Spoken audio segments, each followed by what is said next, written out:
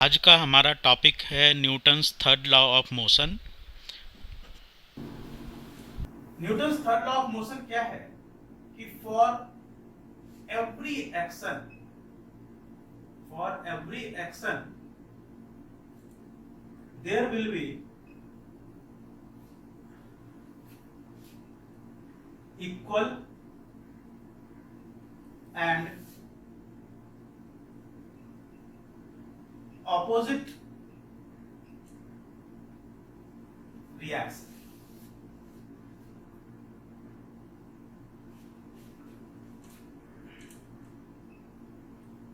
On different objects in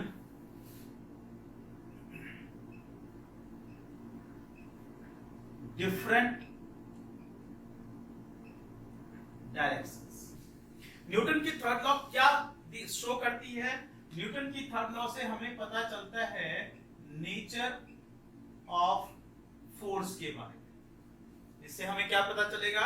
nature of force के बारे में पता चलेगा न्यूटन थर्ड लॉ से। ये क्या एक्सप्लेन करता है कि for every action there will be equal and opposite reaction. हर एक एक्शन के लिए there will be equal and opposite reaction. Equal होगा और ऑपोजिट होगा, बट वो डिफरेंट ऑब्जेक्ट्स पे होगा, सेम ऑब्जेक्ट पे कभी नहीं होगा। जब भी होगा वो डिफरेंट ऑब्जेक्ट्स पे होगा और उसकी जो डायरेक्शन होगी वो डायरेक्शन भी अपोजिट होगी। ठीक है, उसकी डायरेक्शंस भी एक दूसरे के ऑपोजिट होगी। For every action there will be equal and opposite reaction on different objects in opposite directions. Objects भी अलग अलग और उसके डायरेक्शन भी अलग अलग। इसी को हम लोग बोलते हैं न्यूटन्स थर्ड लॉ। देखिए, एक चीज बहुत इंपॉर्टेंट चीज यहां पे समझना, जो बहुत इंपॉर्टेंट है, न्यूटन्स थर्ड लॉ दो अलग अलग ऑब्जेक्ट पे लगता है, एक ऑब्जेक्ट पे नहीं लगता ये कभी। ये जब भी लगेगा तो वहां पे दो ऑब्जेक्ट निश्चित होगा और दोनों एक्शन और रिएक्शन दोनों अलग अलग ऑब्जेक्ट पे होगा। एक ऑब्जेक्ट पे एक्शन होगा तो दूसरी ऑब्जेक्ट पे रिएक्शन होगा, और एक्शन और रिएक्शन हमेशा एक दूसरे के इक्वल होगा, ऑपोजिट होगा, मैग्नीट्यूड बराबर होगी और दोनों की डायरेक्शन हमेशा एक दूसरे के जस्ट ऑपोजिट होगी। एक का डायरेक्शन इधर तो दूसरे का डायरेक्शन इधर, इक्वल होगी, ऑपोजिट होगी, डायरेक्शन एक दूसरे के जस्ट रिवर्स डायरेक्शन। ठीक है, इसलिए ये कभी एक दूसरे को कैंसिल नहीं कर सकता क्योंकि ये अलग अलग ऑब्जेक्ट पे है।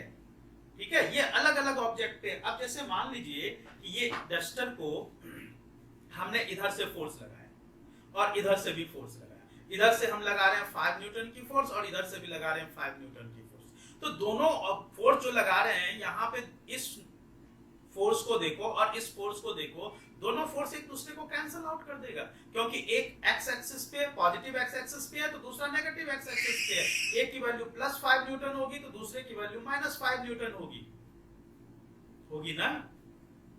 अगर यहाँ पे जो फोर्स लग रहा है उस फोर्स की वैल्यू को अगर आप ध्यान से देखो तो एक +5 न्यूटन पॉजिटिव एक्स एक्सिस पे और -5 न्यूटन नेगेटिव एक्स एक्सिस पे।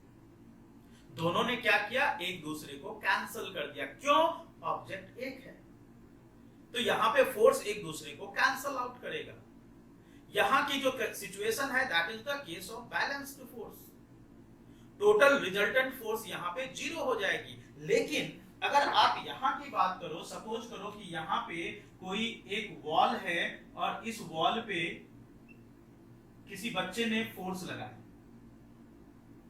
यहाँ पे कोई एक वॉल है, इस वॉल पे किसी बच्चे ने फोर्स लगाया है।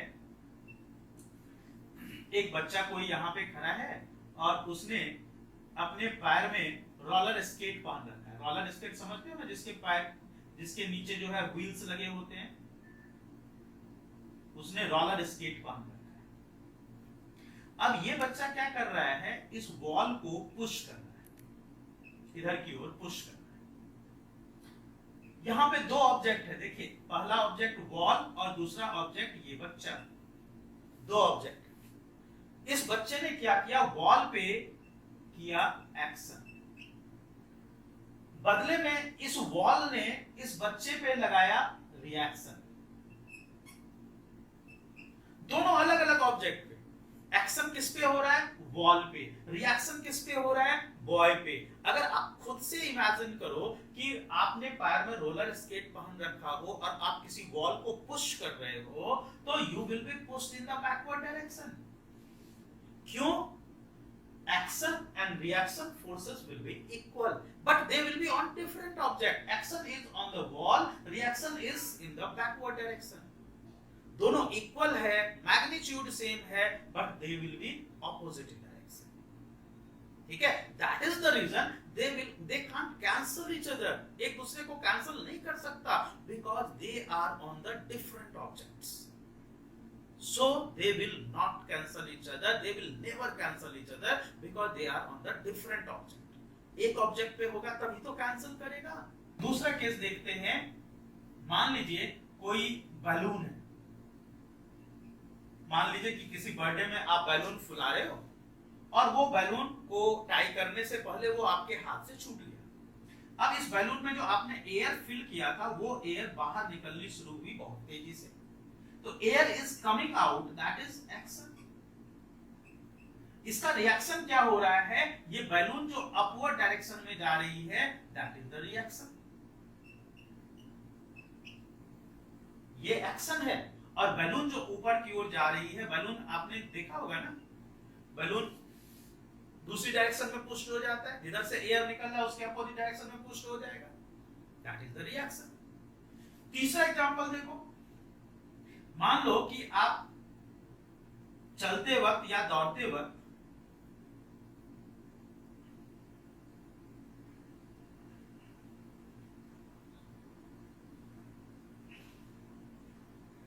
क्या कर रहे हो, चलते वक्त या दौड़ते वक्त क्या कर रहे हो, रोड को पुश कर रहे हो, अर्थ को पुश कर रहे हो। तो जब हमने अर्थ को पुश किया तो अर्थ ने भी हमारे ऊपर एक फोर्स लगाई।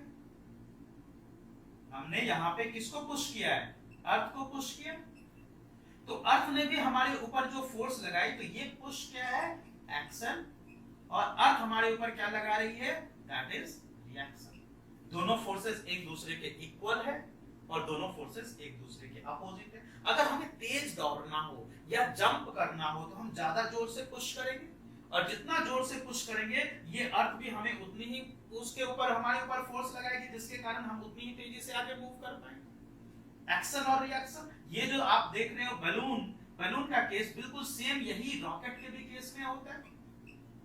रॉकेट में जो है, जो एग्जॉस्ट होते हैं रॉकेट के, जो बर्न एग्जॉस्ट होते हैं, that comes out with very high speed, और उसके कारण rocket will be propelled in the upward direction, ऊपर के डायरेक्शन में प्रोपेल्ड होता है ना, तो that is the same case. तीसरे नेक्स्ट एग्जांपल देखो, मान लीजिए कि ये कोई गन है और इस गन से हमने फायर किया,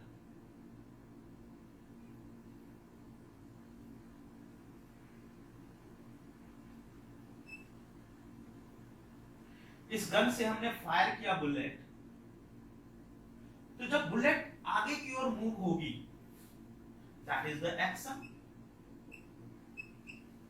और उसके बदले में क्या होगा, ये जो गन है that will be pushed in the backward direction, this is reaction.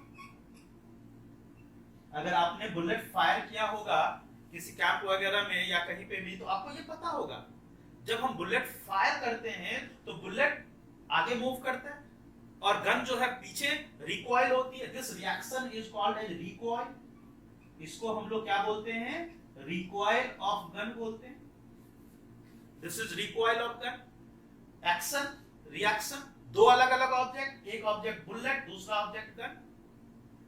जितने भी केसेस हैं, हर केसेस में आप क्या देखोगे, एक ऑब्जेक्ट पे होगा एक्शन, दूसरे ऑब्जेक्ट पे होगा रिएक्शन। तो जितने भी केसेस यहाँ पे आप देख रहे हो, हर केसेस में, चाहे ये केस नंबर 1 हो, चाहे ये केस नंबर 2 हो, चाहे ये केस नंबर 3 हो, चाहे ये केस नंबर 4 हो, हर केसेस में क्या देख रहे हो, यहाँ पे दो ऑब्जेक्ट हैं, एक ऑब्जेक्ट वॉल, एक ऑब्जेक्ट बॉय, एक ऑब्जेक्ट यहाँ पे एयर, दूसरा ऑब्जेक्ट बैलून, यहाँ पे एक ऑब्जेक्ट जो है अर्थ है, दूसरा ऑब्जेक्ट ये पर्सन है, यहाँ पे एक ऑब्जेक्ट बुलेट है, दूसरा ऑब्जेक्ट गन है। हर केसेस में, जितने भी केसेस हैं, हर केसेस में दो ऑब्जेक्ट है। एक ऑब्जेक्ट पे एक्शन हो रहा है, दूसरे ऑब्जेक्ट पे क्या हो रहा है, रिएक्शन हो रहा है, but they will never cancel each other because action and reaction are on different object. they are although they are equal in magnitude but they are opposite in direction। they are opposite in direction। एक चीज और है, यहाँ पे दोनों की velocity कभी बराबर नहीं होगी। आप खुद यहाँ पे सोचो, मैंने क्या बोला कि action and reaction force equal है, तो अगर बॉय पीछे की ओर पुश्ड हो रहा है तो क्या वॉल भी आगे पुश्ड होगा? नहीं होगा। Although the forces are same but दोनों की वेलोसिटी बराबर नहीं होगी। क्यों नहीं होगी? क्योंकि दोनों के मास अलग अलग हैं। दोनों के मास अलग अलग हैं। फोर्स मास पे भी तो डिपेंड करता है ना। फोर्स का फॉर्मूला क्या है? फोर्स इक्वल टू क्या है? m इंटू ए है। तो फोर्स जो है वो m इंटू ए है, तो अगर किसी ऑब्जेक्ट का मास ज्यादा हो जाएगा तो एक्सीलरेशन कम हो जाएगा, है ना। फोर्स तो सेम है ना दोनों ऑब्जेक्ट पे। तो अगर यहाँ पे देखो मास बहुत ज्यादा है, वॉल का क्या है, मास बहुत ज्यादा है, तो उसका एक्सीलरेशन कम हो जाएगा। यहाँ पे आप अर्थ को पुश कर रहे हो, आप ऊपर पुश हुए, लेकिन क्या अर्थ भी पुश होगा? नहीं। क्यों नहीं पुश होगा? Although forces are same. यहाँ पे जितनी फोर्स है उतनी फोर्सेस यहाँ पे भी है, फोर्सेस आर सेम, बट दोनों की रिजल्ट सेम नहीं होगी। क्यों सेम नहीं होगी? क्योंकि जब मास बढ़ जाएगा तो वहां पे एक्सीलरेशन कम हो जाएगा। अर्थ का मास बहुत ज्यादा है तो अर्थ की एक्सीलरेशन नेग्लिजिबल हो जाएगी। अब देखिए यहाँ पे हमने गन से बुलेट फायर किया, तो बुलेट तो बहुत तेजी से आगे मूव करता है, गन उतनी तेजी से पीछे नहीं आता। क्यों नहीं आता? रीजन क्या है पीछे नहीं, उतनी तेजी से पीछे नहीं है? Although forces are same. जितनी फोर्स बुलेट पे लग रही है उतनी फोर्स ही हमारे गन पे भी लग रही है, लेकिन दोनों जगह पे वेलोसिटी सेम नहीं हो सकता। इसलिए नहीं हो सकता क्योंकि जिसका मास ज्यादा होगा उसकी वेलोसिटी कम। मास ज्यादा, वेलोसिटी कम, एक्सीलरेशन कम, एक्सीलरेशन से वेलोसिटी कम। ठीक है। तो चूंकि गन का मास ज्यादा है, गन काफी हैवी होता है, गन का मास ज्यादा है तो उसकी एक्सीलरेशन काफी कम हो जाएगी। हर एक केसेस में जहां मास ज्यादा होगा, मास ज्यादा मतलब एक्सीलरेशन कम, एक्सीलरेशन कम मतलब वेलोसिटी कम। ठीक है। This is Newton's third law. इसी को हम लोग क्या बोलते हैं? इसी को बोलते हैं न्यूटन्स थर्ड लॉ। तो न्यूटन्स थर्ड लॉ क्या एक्सप्लेन करता है? आप हर केस में क्या देख रहे हो कि for every action there will be equal and opposite reaction, but ये डिफरेंट ऑब्जेक्ट्स पे है और डिफरेंट ऑब्जेक्ट्स पे होने के कारण वहां पे डायरेक्शन भी जो है एक दूसरे के ऑपोजिट है। This is called as Newton's third law. Clear? जब दोनों का मास सेम नहीं है, अगर दोनों का मास सेम हुआ तो वेलोसिटी भी सेम होगी। अगर मास सेम हो गया दोनों का तो वेलोसिटी भी सेम होगी। बिल्कुल सीधी सी बात है। लिखो क्वेश्चन बच्चों। ये क्वेश्चन है, 5 न्यूटन की फोर्स m1 मास पे लगा रहे हैं, एक्सीलरेशन ये आ रहा है। 5 न्यूटन की फोर्स m2 मास पे लगा रहे हैं, ये एक्सीलरेशन आ रहा है। अगर दोनों मास को एक साथ टाई कर दें, बांध दें और सेम 5 न्यूटन की फोर्स लगाएं, तो अब यहाँ पे एक्सीलरेशन कितना आएगा ये हमको कैलकुलेट करनी है। चलिए calculate. Kindly pause your video here and try to solve the question. पहले इसका मास निकालेंगे हम लोग। ये एक्सीलरेशन है और ये फोर्स है। तो F equal to m1 into a1, 5 is equal to m1 into 8, m1 is equal to 5 divided by 8 kg। यहां पे आइए, F is equal to m2 into a2, तो 5 is equal to m2 into 24, m2 is equal to 5 divided by 24 kg। यहां पे देखो दोनों जगह पे मास आ चुका। अब दोनों मास को ऐड कर दें, 5/8 प्लस 5/24, एलसीएम 24, 8 3 जा 24, 5 3 जा 15 प्लस 5/24, 20/24, तो 5 से कट गया ये, 4 से कटा, 5/6 kg is the total mass. अब देखो यहाँ पे F is equal to m into a, F है 5, m की वैल्यू 5/6 इंटू ए। अब यहाँ से a की वैल्यू निकालो, 5 इंटू 6 डिवाइडेड बाय 5, ये a की वैल्यू आ गई, 5 5 कैंसिल, ये आ गया 6 मीटर पर second square. This is the answer. देखो क्वेश्चन लिखो, for how long should a force of 100 Newton acts on a body of mass 20 kg so that it acquires a velocity of 100 meter per second। आपको force दिया हुआ है 100 Newton, how long मतलब time पूछ रहा है, acts on a body of mass 20 kg given है, velocity given है 100 मीटर पर सेकेंड, it acquires मतलब इनिशियल वेलोसिटी विल बी 0। चलिए टाइम निकालना है आपको, टाइम कैलकुलेट करें। Kindly pause your video here and try to solve the question. ऐसे सब बच्चे ने सॉल्व कर लिया ना? चलो फिर भी मैं सॉल्व कर देता हूं। तो F is equal to m into a, तो 100 इजिकल टू m की वैल्यू 20 इंटू ए के लिए हम लोग क्या यूज करेंगे, v minus u upon t. v है 100 माइनस u 0, t की वैल्यू आपको कैलकुलेट करनी है, तो ये हो गया t equal to 20 into 100 upon ये 100 नीचे आ जाएगा, 100 ये दोनों cancel, t equal to 20 second आ गया। ठीक है, आसान सा क्वेश्चन था।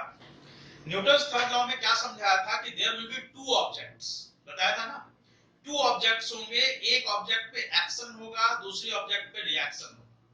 हमेशा जो एक्शन और रिएक्शन होगा वो अलग अलग होगा, दो अलग अलग ऑब्जेक्ट पे, एक अगर एक्शन इधर है तो रिएक्शन इधर है, दोनों अलग अलग ऑब्जेक्ट पे है, और दोनों जो एक्शन और रिएक्शन की वैल्यू है, जो मैग्नीट्यूड है, वो मैग्नीट्यूड हमेशा बराबर होगा, जितना एक्शन उतना ही रिएक्शन, और दोनों एक दूसरे के जस्ट अपोजिट डायरेक्शन। जैसे आपको मैंने एक एग्जांपल दिया था गन का, मान लीजिए कि गन के केस में हम गन से बुलेट फायर करें अगर, तो यहां से अगर हम बुलेट फायर करें तो बुलेट जिस फोर्स से आगे मूव करेगी, जिस मोमेंटम से आगे मूव करेगी, उसी सेम मोमेंटम से, सेम फोर्स से गन जो है वो भी पीछे मूव करेगा। मतलब force on bullet is always equal to force on gun, या हम बोल सकते हैं momentum on bullet is always equal to momentum of gun, ये हमेशा बराबर होगा। इसी को हम न्यूटन्स थर्ड लॉ बोलते हैं, यही है न्यूटन्स थर्ड लॉ कि they will be equal but they will be opposite in direction. Equal होगा, अपोजिट होगा डायरेक्शन में। तो अगर हम इसको पॉजिटिव डायरेक्शन में ले रहे हैं, जैसे हम इसको एक्स एक्सिस और पे डिनोट करें, तो ये एक्सिस और ये एक्सिस, ये है पॉजिटिव एक्स एक्सिस, ये क्या है, नेगेटिव एक्स एक्सिस है। तो अगर हम इसको पॉजिटिव ले रहे हैं, इसको पॉजिटिव ले रहे हैं, तो इसको क्या लेंगे, नेगेटिव लेंगे, ये नेगेटिव हो जाएगा। दोनों हमेशा इक्वल होगा। एक पॉजिटिव एक्स एक्सिस पे है तो पॉजिटिव एक्स एक्सिस पे पॉजिटिव वैल्यू हमने लिया, नेगेटिव एक्स एक्सिस पे जो आ रहा है उसकी वैल्यू हम लोग नेगेटिव ले लेते हैं। ठीक है, वैल्यू हमेशा इक्वल होगा, अपोजिट होगा डायरेक्शन में। अपोजिट डायरेक्शन ये x और माइनस x एक्सिस पे होने के कारण हम इसको पॉजिटिव और इसको नेगेटिव ले, ठीक है। लेकिन कभी भी ये दोनों फोर्सेस देखो, दोनों अलग अलग ऑब्जेक्ट पे है, तो इसलिए कभी भी कैंसल आउट नहीं हो सकता। This is not the case of balanced force. ये बैलेंस्ड फोर्स का एग्जांपल नहीं है। बैलेंस्ड फोर्स के क्या केस में क्या देखा था, एक फोर्स इधर से लग रही थी, एक फोर्स इधर से लग रही थी, तो यहाँ पे फोर्स जो था वो सेम, यहाँ पे फोर्स जो था वो एक ही ऑब्जेक्ट पे लग रहा था। तो जब एक ही ऑब्जेक्ट पे लग रहा था तो दोनों एक दूसरे को कैंसल आउट कर रहा था। जितनी फोर्स इधर, अगर हम इधर 10 न्यूटन की फोर्स लगा रहे थे, इधर भी 10 न्यूटन की फोर्स है, दोनों एक ही ऑब्जेक्ट पे है, तो दोनों क्या करेगा, एक दूसरे को कैंसल कर देगा। This will be the case of balanced force. ठीक है, this will be the balanced force. लेकिन यहाँ के केस में बैलेंस नहीं होगा। कैसे बैलेंस होगा, देखो ना, ये अलग ऑब्जेक्ट पे, ये अलग ऑब्जेक्ट पे, तो बैलेंस होने की कोई पॉसिबिलिटी नहीं है। तो दोनों कभी भी एक दूसरे को कैंसल आउट नहीं कर सकता। ठीक है, कभी भी कैंसल आउट नहीं करेगा। तो ये था न्यूटन्स थर्ड लॉ। अब यहीं पे न्यूटन्स थर्ड लॉ से पे ही बेस्ड है एक थियरी जिसको कि हम लोग बोलते हैं conservation of momentum, law of conservation of momentum. चलिए समझते हैं law of conservation of momentum क्या होता है।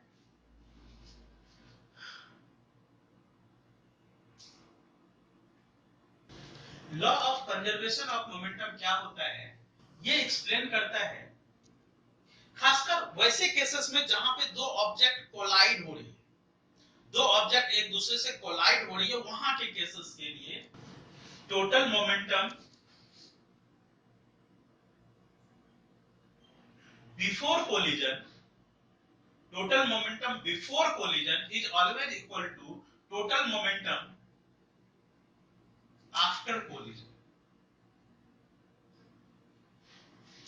क्या मतलब हुआ, इसका मतलब समझिए। जैसे मान लीजिए कि यहाँ पे एक ऑब्जेक्ट है, मास जिसका है m1, और इसकी इनिशियल वेलोसिटी मान लेते हैं u1 है, जो इधर की ओर मूव कर रहा है। एक दूसरा ऑब्जेक्ट मान लेते हैं यहाँ पे m2 है, जिसकी इनिशियल वेलोसिटी है u2, इधर की ओर मूव कर। अगर मान लीजिए ये दोनों ऑब्जेक्ट कोलाइड किया, ये m1 और m2 कोलाइड किया, टकराया,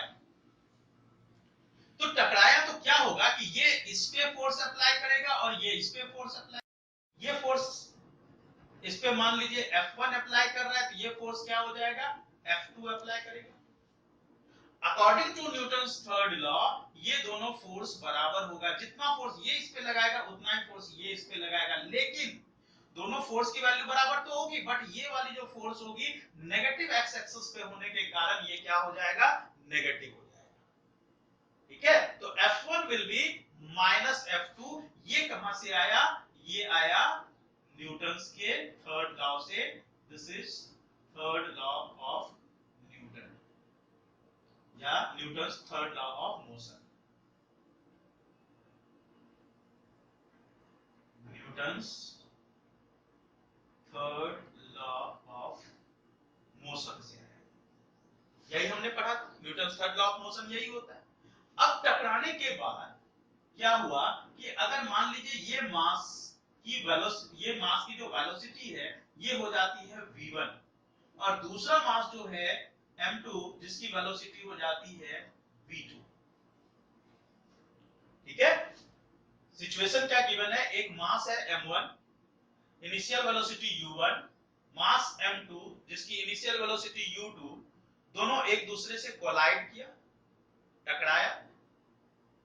टकराया तो क्या हुआ, ये इस पे फोर्स अप्लाई किया और ये इस पे फोर्स अप्लाई किया। दोनों फोर्स एक दूसरे के बराबर होगा, इक्वल होगा, बट अपोजिट होगा according to Newton's third law. अब टकराने के बाद m1 की वेलोसिटी हो जा रही है v1 और m2 की वेलोसिटी हो जा रही है v2। तो law of conservation of momentum ये एक्सप्लेन करता है कि इसका मोमेंटम मतलब m1 into u1 प्लस इसका मोमेंटम m2 into u2, इस दोनों की जो टोटल वैल्यू होगी, और इसका momentum m1 into v1 plus इसका मोमेंटम m2 into v2, अगर हम इसकी टोटल मोमेंटम और इसके कोलिजन से पहले के टोटल मोमेंटम देखें और कोलिजन के बाद की टोटल मोमेंटम देखें, तो ये दोनों हमेशा इक्वल होगा। ये कौन एक्सप्लेन कर रहा है, ये एक्सप्लेन कर रहा है law of conservation of momentum. तो law of conservation of momentum क्या बोल रही है? Total momentum before collision is always equal to total momentum after collision. ये हमेशा बराबर होगा। ये law of conservation of momentum है और ये कहां से आया है? ये आया है न्यूटन्स थर्ड लॉ से। कैसे आया है इसको अभी हम लोग डिराइव करके देखेंगे कि ये कैसे आता है। m1u1 plus m2u2 is equal to m1v1 plus m2v2। ये कैसे डिराइव होता है अभी हम लोग इसको देखने वाले हैं, समझने वाले हैं। ठीक है, चलिए तो अब हम लोग देखते हैं कि ये कैसे डिराइव होगा। मान लीजिए कि अभी जो हमने सिचुएशन कंसीडर किया था, ये ऑब्जेक्ट है जिसका मास है m1, ये ऑब्जेक्ट जिसका मास m2, इनिशियल वेलोसिटी u1, इसकी इनिशियल वेलोसिटी u2। ये दोनों कोलाइड किया, मास m1 और m2 कोलाइड किया। ये इस पे फोर्स अप्लाई किया F1 और ये इस पे फोर्स अप्लाई किया F2। ठीक है, ये न्यूटन्स थर्ड लॉ हो गया। टकराने के बाद m1 की वेलोसिटी हो गई v1 और m2 की वेलोसिटी हो गई v2। तो ये थियरी ये था कि total momentum before collision is equal to total momentum after collision. m1u1 plus m2u2 is equal to m1v1 plus m2v2। इसको हमको एक्सप्लेन करना था, चलिए इसको हमको डिराइव करना था। डिराइव करते हैं हम लोग। F1 is equal to क्या हो जाएगा? F1 is equal to m1 into a1। F2 is equal to क्या हो जाएगा? m2 into a2। Line by line समझते जाइए, जहां पे डाउट है वहीं पे पूछिएगा। ये समझ में आ गया? m1 into a1 और ये हो गया m2 into a2। m1 into a1, a1 की जगह पे क्या हो जाएगा? v1 minus u1 upon t। जब भी कोई दो चीज टकराएगा, मान लीजिए ये और ये दोनों टकराता है, तो टाइम ऑफ कोलिजन हमेशा सेम ही होगा। जितने टाइम में ये इसके कांटेक्ट में रहा, उतनी ही टाइम में ये इसके कांटेक्ट में रहा। दोनों के जो टाइम ऑफ कांटेक्ट है वो तो हमेशा सेम रहेंगे। तो टाइम ऑफ कोलिजन हमेशा दोनों का सेम रहेगा। दोनों का टाइम t, इसका भी टाइम t और इज इक्वल टू m2, ये माइनस साइन है यहाँ पे, माइनस m2 इंटू a2 की जगह पे हम लोग क्या लिखें? v2 minus u2 upon t। t और t दोनों साइड से कैंसिल हो गया। ठीक है, अब इसका ब्रैकेट ओपन करें। m1 into v1 minus m1 into u1 is equal to minus sign यहां पे। अब इसका ब्रैकेट ओपन कीजिए। m2 into v2 minus m2 into u2। अब इसका ये जो ब्रैकेट है इसको भी ओपन कर लीजिए। m1 v1 minus m1 u1 is equal to ये क्या हो जाएगा? Minus m2 v2 minus minus plus plus m2 u2। अब क्या करो, दोनों v को एक साइड में ले आओ और u को एक साइड में ले आओ। क्या हो गया? m1 v1 plus m2 v2 is equal to m1 u1 plus m2 u2। Arrange कर लीजिए। m1 u1 इसको इधर ले आते हैं, plus m2 u2 is equal to m1 v1 plus m2 v2। यही हमें डिराइव करना था। देखिए ये डिराइव हो गया। कहां से डिराइव हुआ? इससे डिराइव। ये क्या है? इसको हम लोग बोलते हैं Newton's third law. This is Newton's third law और थर्ड लॉ से ये डिराइव हुआ है। m1 u1 plus m2 u2 is equal to m1 v1 plus m2 v2। इसके हम लोग कुछ अलग अलग केसेस अभी समझने वाले हैं। मान लीजिए कि यहां पे कोई एक ऑब्जेक्ट है m1 और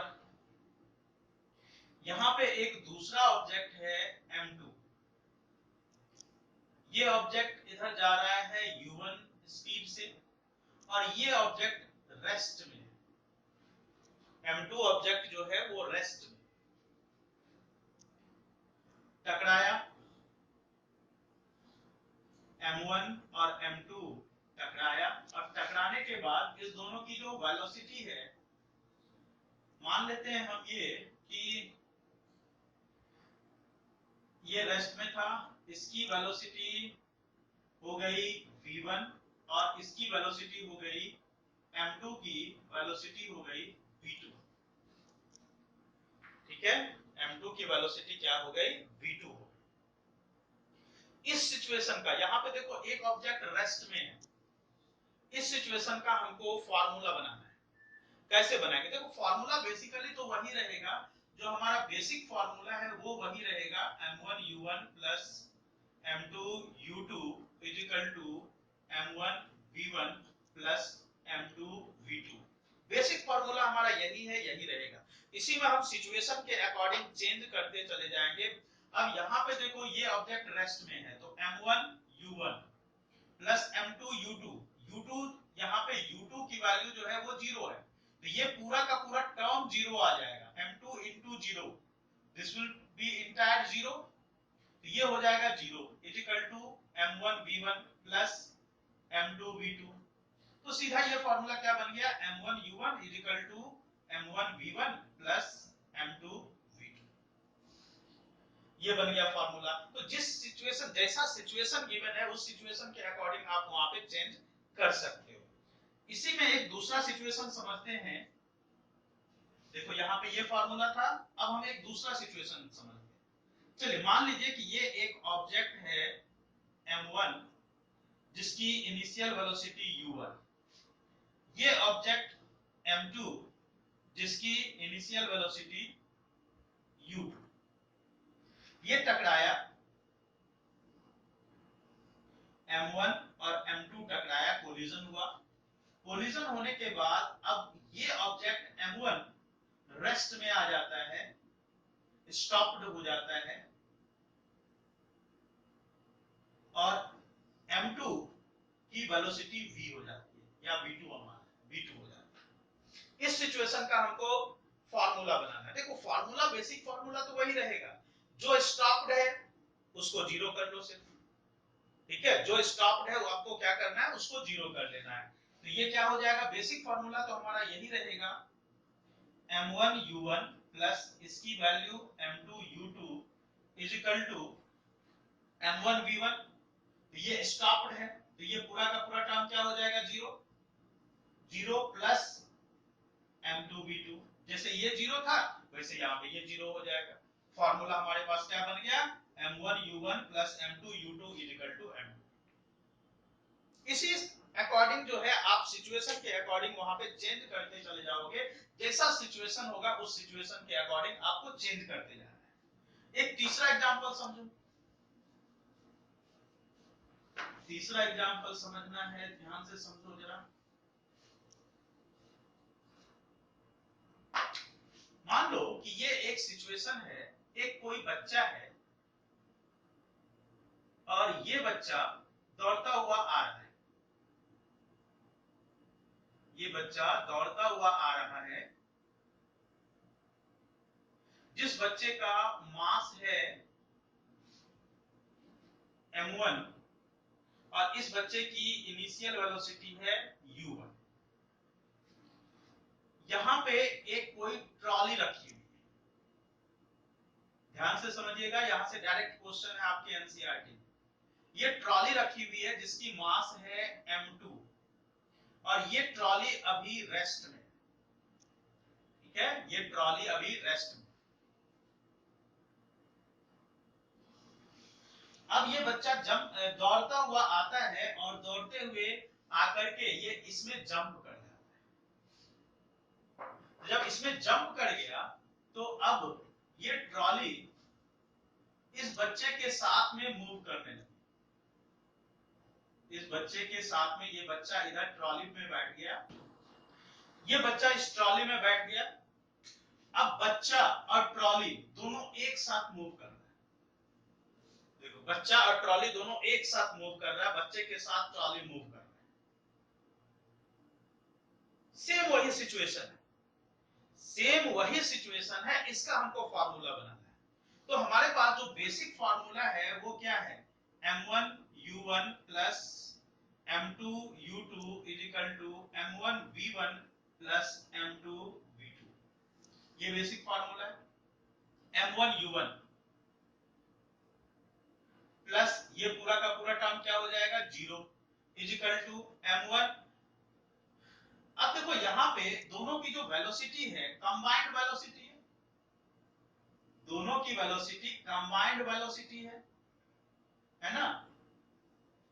तो दोनों की वेलोसिटी अगर एक साथ है तो इसका मतलब दोनों का की जो वेलोसिटी होगी v1 और v2 ना होकर के v हो जाएगी, इसकी भी v और इसकी भी v। अब v अगर हम यहां से कॉमन ले लें तो ये हो गया m1 plus m2।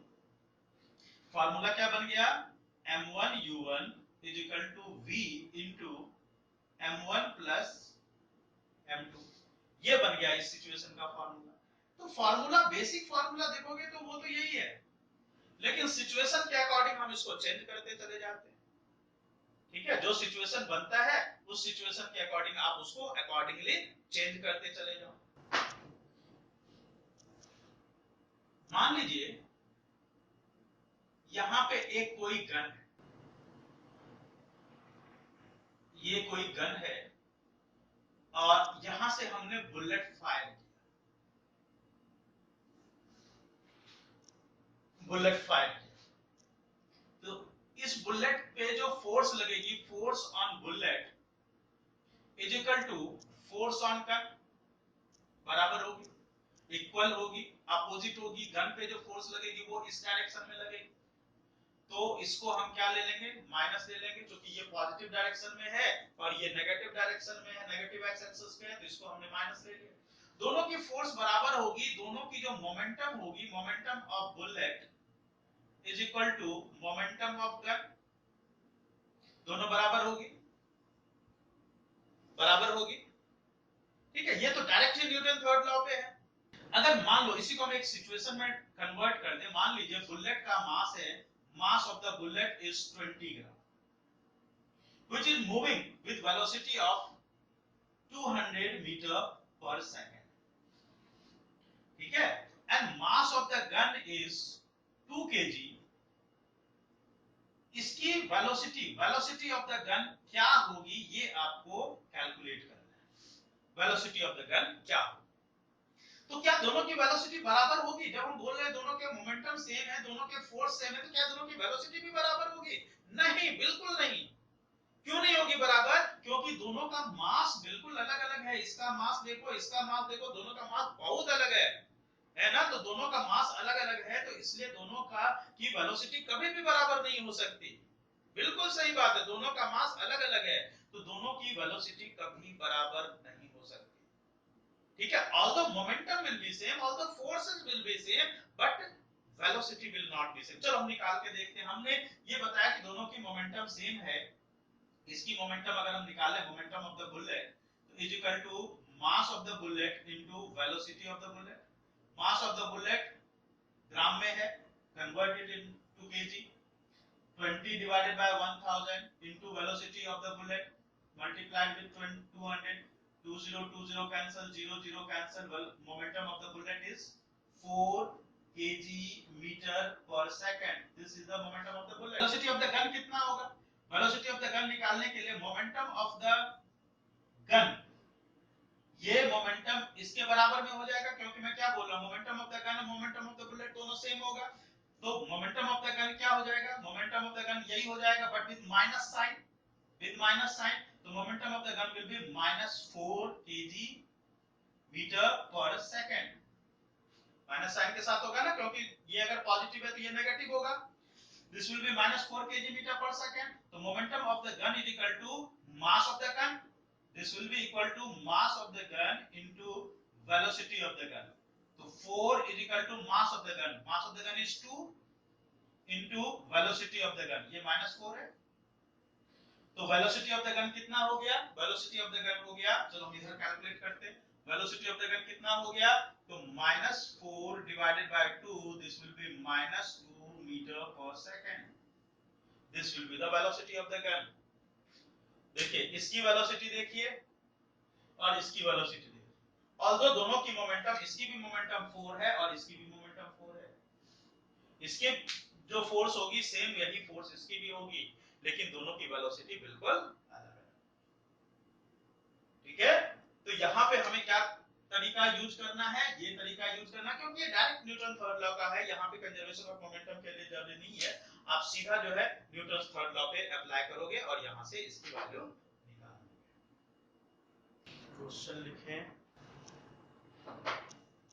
a 10-gram bullet is shot from 5 kg gun, mass of the bullet दे रखा है 10 ग्राम, it's shot from 5 kg gun, mass of the gun दे रखा है 5 kg, with a velocity of 400 meter per second, तो velocity of the bullet दे रखा है 400 meter per second, find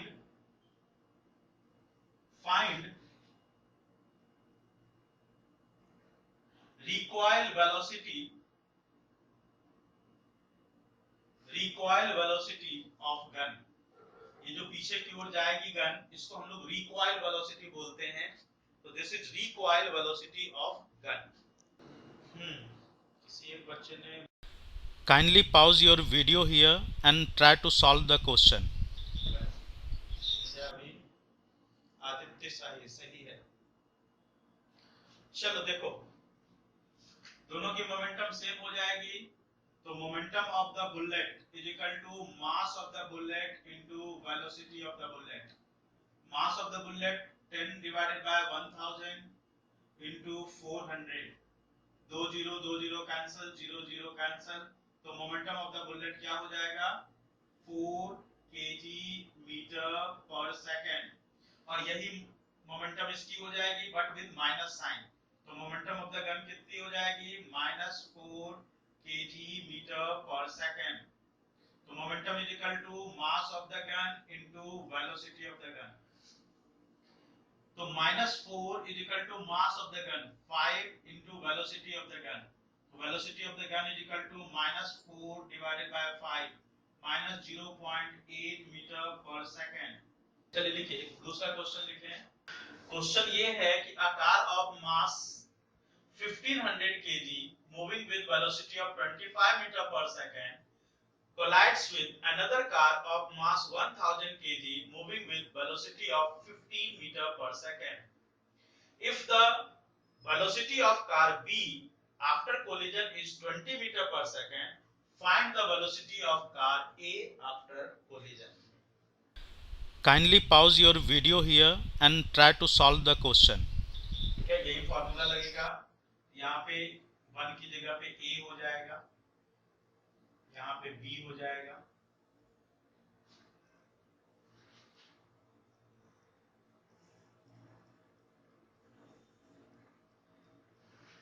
देख लेते हैं, कैलकुलेट करके ही देख लेते हैं।